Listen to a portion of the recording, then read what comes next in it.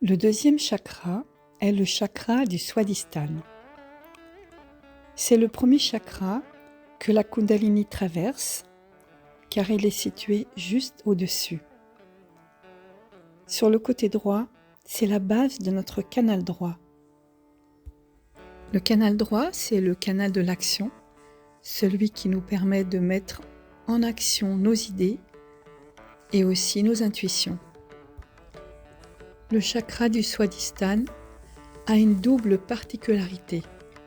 C'est le seul chakra qui soit mobile et sa course délimite le troisième chakra. Il tourne autour du troisième chakra. Le centre de la rotation, c'est notre nombril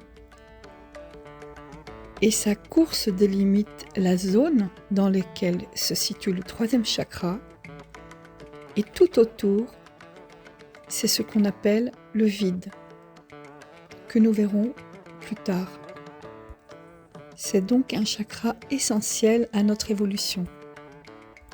Et c'est aussi un des chakras les plus malmenés par notre vie quotidienne, notre façon moderne de vivre, de consommer des aliments souvent fabriqués de mauvaise qualité, qui attaquent notre foie.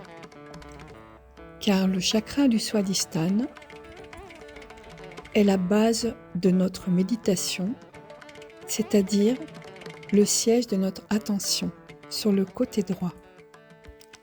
On verra aussi que notre foie est géré par le troisième chakra sur le côté droit, mais il commence à partir du Swadhisthana. Donc pour bien méditer, il faut avant tout avoir un Swadhisthana en bon état. Et un Swadhisthana en bon état, ça veut dire ne pas consommer trop de choses épicées, ne pas consommer d'alcool ni de tabac, qui abîme ce centre aussi.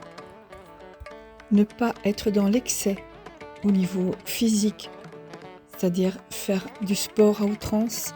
Cela peut vraiment surchauffer notre canal droit et nous empêcher de méditer correctement. L'aspect gauche du chakra du Swadhisthana est aussi très important, car c'est là que se trouve la connaissance pure. Qu'est-ce que la connaissance pure ? La connaissance pure concerne les vibrations. C'est la connaissance intuitive que l'on a, que l'on peut ressentir au bout des doigts quand on a déjà médité un certain temps et que notre système subtil est éveillé. Lorsque l'on débute, on va commencer à ressentir des choses. Et ces choses-là vont nous indiquer, par exemple, si quelqu'un est bon ou s'il est malsain, si une chose est bonne pour nous ou pas. C'est donc le développement de cette connaissance des vibrations qui nous amène à avoir une connaissance absolue sur les choses et non relative à notre façon de penser, à nos conditionnements ou à nos émotions. Comme ce chakra se retrouve au-dessus de la Kundalini et qu'elle le traverse, nous pouvons utiliser la Kundalini pour le nettoyer, ainsi que les techniques vibratoires.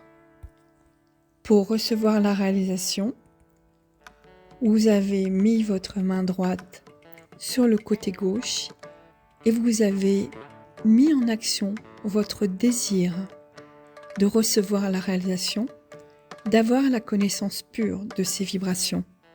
Donc l'aspect gauche du Swadhisthana est sensible à notre désir d'avoir la connaissance pure, de savoir ce qui est juste ou non de la vie, de savoir ce qu'il nous faut pour bien vivre.